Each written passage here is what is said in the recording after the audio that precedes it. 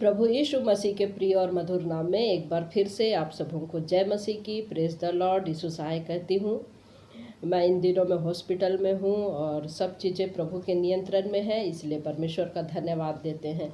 और जब हम लोग दुख और तकलीफ और संकट से गुजरते हैं तो हम लोग परमेश्वर के ढाढ़स भरे भरे वचनों को हम लोग सीखने का, स्मरण करने का प्रयास करते हैं। तो मेरे प्रियो, आज मैंने जो टॉपिक लेकर के आया है इसी के संदर्भ में है। जैसे पिछले समय भी पिछला वीडियो भी मैंने इसी के संदर्भ में बनाया था कि दुख और तकलीफ के समय में परमेश्वर का ढाढ़स भरा वचन हमको कैसे हिम्मत देता है।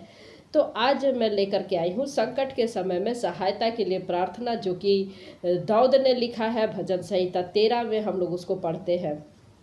तो भजन संहिता 13 जो कि एक विलाप गीत है, विलाप के भजन की कैटेगरी में आता है। ये आत्मिक बातें हैं और जिसमें दाऊद ने सुरक्षा के लिए और छुटकारे के लिए प्रार्थना की है कि संकट के समय में सहायता के लिए दाऊद ने लिखा है। और यहाँ वचन क्या कहता है कि संकट और विपत्ति में पड़े हुए या किसी विपत्ति में पड़े रहने के बावजूद जब हमारी विपत्ति, हमारी संकट, हमारी परेशानियां दूर नहीं हो रही है, तो इस चीज़ों के लिए हमारा ये आज का जो संदेश है, इसको हम लोग सीखने का प्रयास करेंगे कि वचन हमको क्या सिखा रहा है। तो 13 अध्याय इसी पर आधारित है। और हम लोग देखते हैं कि अय्यूब के जीवन में हम लोग देखते हैं कि कैसे परमेश्वर ने अपने प्रयोजन को वहाँ पर पूरा किया है अय्यूब के जीवन में। तो परमेश्वर के नज़र से, या परमेश्वर जो है हर एक मनुष्य के जीवन में प्रयोजन रखता है, युक्तियों को लेकर के आता है, जो कि हर एक मनुष्य के जीवन में आता है। और यदि परमेश्वर उस विपत्ति से हमको हमारे जीवन से दूर नहीं कर रहा है, या विपत्ति हमारे जीवन से दूर नहीं हो रही, तो इसके दो ही कारण है मेरे प्रिय। इसके दो ही कारण है कि हो सकता है कि परमेश्वर की योजना है कि वो हमको परीक्षा में डाल रहा है, और दूसरी योजना ये है कि वो हमको ताड़ना दे रहा है ताकि हम उस ताड़ना के द्वारा हम अपने जीवन को बदल सके, हम अपने जीवन को सुधार सके। क्योंकि हम लोग देखते हैं दाऊद के जीवन में भी हम लोग देखते हैं कि बहुत सारी उसने गलतियां की थी और बहुत सारी उसके पास में विपत्तियां आई, परमेश्वर ने दूर नहीं किया। और हम लोग देखते हैं कि जैसे दाऊद गलतियां करता था, हम भी गलतियां करते हैं, हम भी गलतियां करते हैं, और फिर परमेश्वर जब ताड़ना देता तो वो उसको सुधारता भी है। तो हम लोग जब इस भजन को क्लेम करते हैं, खासकर भजन संहिता 13 को जब हम लोग क्लेम करते हैं, उस वक्त उससे पहले हम अपने आप को जांच ले, अपने आप को देख ले कि कहीं हम परमेश्वर के विरोध में कोई कार्य तो नहीं कर रहे हैं, कोई कार्य तो नहीं कर रहे। जबकि इस समय में मैं बता रही हूँ कि हम लोग विपत्ति में हैं, मैं दुख में हूँ, क्लेश में, परेशानी में हूँ, तो मैं अपने आप को जांचूंगी कि परमेश्वर हमको परीक्षा ले रहा है या मेरी ताड़ना दे रहा है। यदि कोई गलतियां मेरे अंदर में है तो मैं उस सबको दूर करने की कोशिश करूंगा, तब मैं इस वचन को क्लेम करूंगी परमेश्वर से। परमेश्वर किसे करें? परमेश्वर हमें किसी ताड़ना के कारण विपत्ति में क्या करता है, नहीं रहने देना चाहता है। हमेशा के लिए, हर समय, बहुत देर तक, बहुत दिनों तक, बहुत समय तक वो हमको विपत्ति में नहीं डालना चाहता। तो हम अपने आप को जांचें और क्या करें, पश्चाताप करें, तब जा करके इस भजन को हम लोग क्लेम करें। क्योंकि परमेश्वर क्या है, निश्चित रूप से हमको विपत्ति से छुड़ाने वाला परमेश्वर है। और वो क्या करता है, अपने धर्म में हाथ को बढ़ा करके हमको हमेशा निकालता है। क्योंकि वचन में क्या कहता है, भजनकार क्या कहता है, धर्मी जन पर विपत्ति आती तो है, परंतु वो अपने धर्म में हाथ बढ़ा करके उन्हें उन सारे विपत्तियों से दूर करता है, सारे विपत्तियों से छुड़ा लेता है। तो यहाँ पर वचन हमको क्या बता रहा है, भजन संहिता 13, हे परमेश्वर, कब तक, क्या तू सदैव मुझे भूला रहेगा? तू कब तक अपना मुखड़ा मुझसे छुपाए रहेगा? मैं कब तक अपने मन ही मन में युक्तियां करता रहूं और दिन भर अपने हृदय में दुखित रहा करूं? कब तक मेरा शत्रु मुझ पर प्रबल रहेगा? हे मेरे परमेश्वर यहोवा, मेरी ओर ध्यान दे और मुझे उत्तर दे और मेरी आंखों में ज्योति आने दे, नहीं तो मुझे मृत्यु की नींद आ जाएगी। ऐसा ना हो कि मेरा शत्रु कहे मैं उस पर प्रबल हो गया, और ऐसा ना हो कि जब मैं डगमगाने लगूं तो मेरे शत्रु मगन कहो।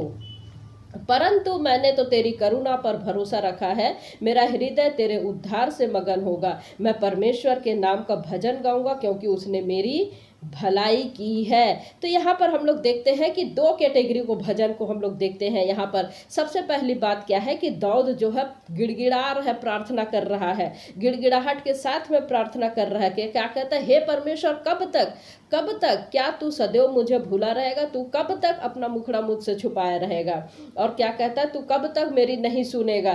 कब तक तू मुझे विपत्ति से दूर नहीं करेगा? कब तक तू मेरी परीक्षा करेगा? कब तक मैं ऐसे ताड़ना में पड़ा रहूंगा? तू मुझे बचा ले। और दूसरी कैटेगरी क्या कहता है कि सहायता के लिए वो प्रार्थना कर रहा है कि परमेश्वर तू मेरी सहायता कर, कहीं ऐसा ना हो कि दुनिया में मेरी गवाही रहे, दुष्ट लोग ये कहें या दुष्ट लोग प्रबलता के साथ में कहने लगे कि तेरा परमेश्वर कहाँ रहा। तो दाऊद प्रार्थना कर रहा है। और तीसरी बात वो क्या कह रहा है कि चाहे इन सब बातों के बावजूद वो गिड़गिड़ा भी रहा है, वो सहायता भी मांग रहा, परंतु वो क्या कर रहा है, इन सब के बावजूद वो क्या कह रहा है कि चाहे कुछ भी हो जाए, चाहे कुछ भी हो जाए, हे परमेश्वर मैं तो तेरे ही धन्यवाद करूँगा, तेरा ही भजन गाऊंगा, मैं हमेशा धन्यवादित रहूँगा।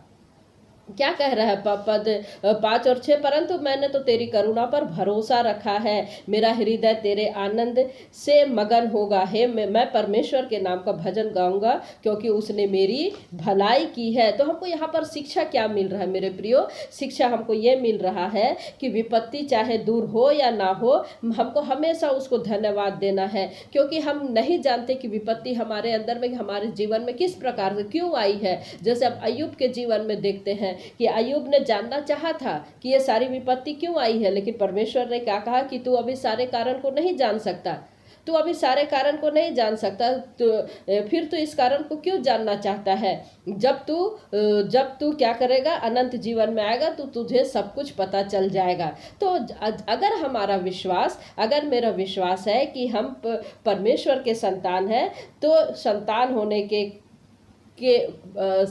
होने के साथ साथ हमको यदि ये विश्वास है हमारे अंदर में कि परमेश्वर हमारा पिता है, तो हम उसके उस विपत्ति में भी जो हमारे अंदर में, हमारे जीवन में आया, हम धीरजता से के साथ में रहेंगे, हम धीरज को कभी नहीं खोएंगे।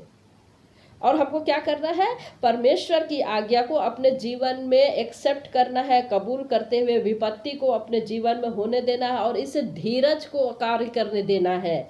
धीरज के साथ हमको उसकी बाट को जोड़ना है और ताकि परमेश्वर जो है अपने दाहिने धर्म में हाथ से हमको वो बचाए और हम उसका अनुभव कर सके। तो यहाँ पर हम देखते 2 बातें हम देखते हैं, या तो हमारे अंदर, हमारे ऊपर में ताड़ना होती है, या तो क्या होता है, परीक्षा होती। ताड़ना क्या होती? जब तक ताड़ना में क्या होता है, जब तक वो ताड़ना हमसे दूर ना हो, या जब तक हमको जो ताड़ना दी जा रही है उस कारण को मैं ढूंढ करके, उस कारण को क्या करूं, ढूंढ सके और हमको अपने जीवन में उसको बदलाव करना है और आगे बढ़ना है। और परीक्षा क्या है? परीक्षा एक समय है, क्योंकि हम लोग देखते हैं कि पौलुस क्या कहता है कि किसी को भी परमेश्वर सामर्थ्य से अधिक हमको परीक्षा में पढ़ने नहीं देता, परखता नहीं है। और हम लोग देखते हैं अब्राहम के जीवन में, हम लोग इसको देखते हैं कि कैसे मोरिया पहाड़ पर हम लोग देखते हैं कि अब्राहम को कैसे उसको बेटे को बलि देना है, सारा इंतजाम करना है, वो घर से दूर है, मोरिया पहाड़ पर जा रहा है, लकड़ियाँ इकट्ठी करना है और बेटे को ले करके जा रहा है। परंतु उसका विश्वास, उसका भरोसा जब तक पीक पॉइंट पर नहीं आ गया, परमेश्वर ने उसकी परीक्षा ली और जैसे ही वो छुरा चलाने के लिए तैयार हुआ, परमेश्वर ने उसको रोक दिया। तो परमेश्वर को हम लोग देखते हैं कि कभी भी हमको जो है सामर्थ्य से अधिक हमको परीक्षा में पढ़ने नहीं देता है। इसलिए वचन क्या कह रहा है कि कुछ भी हो जाए हमको उसकी करुणा पर भरोसा रखना है और हमको उसका भजन गाना है। और क्योंकि क्या कहता है, यदि हमारे विपत्ति हमसे दूर नहीं भी होती तो भी हमको उसमें आनंदित होना, क्योंकि रोमी पत्री क्या कहता है कि सारी बातें मिल करके हमारे लिए भलाई को उत्पन्न करती है। इस समय का क्लेश भले ही है, लेकिन जो हम अनंत जीवन में सुख पाएंगे वो हम इस समय के क्लेश से बहुत अच्छा है। तो चाहे हमारे जीवन में बुराई दूर हो ना हो, परेशानियां दूर हो ना हो, परमेश्वर हमारे जीवन में भलाई को उत्पन्न करता है, क्योंकि उसने हमारी भलाई को ही चाहा है। उसने हमारे लिए अपने बेटे को बलिदान दिया है और वो सचमुच में वो मनुष्य, परमेश्वर होकर के मनुष्य का उसने दुख सहा है, उस दर्द को सहा है। तो परमेश्वर कितना अद्भुत परमेश्वर है, कितना अद्भुत परमेश्वर है। तो वो हमारे लिए भलाई को उत्पन्न करता है, वो हमारी बुराई नहीं चाहता है। तो मेरे प्रियो, हम अपने जीवन में उस धीरज को कार्य करने दें, ताकि हम जो है धीरज के द्वारा नाशवान तपाए हुए सोने से भी अधिक बहुमूल्य ठहर सके, ताकि हम परमेश्वर के, प्रभु यीशु मसीह के जब आगमन हो उसमें हम लोग हियाव के साथ में खड़े हो सके। तो ये जो अध्याय 13 का जो भजन संहिता अध्याय 13 जो है ये आत्मिक पैटर्न को लेकर के आता है, आत्मिक पैटर्न को लेकर के आता है। तो जब भी दुख तकलीफें हो, धीरज ना खोए और परमेश्वर को कार्य करने दे। तो परमेश्वर पिता इन वचनों के द्वारा हम में से प्रत्येक को आशीष दे। जय मसीह की। Praise the Lord.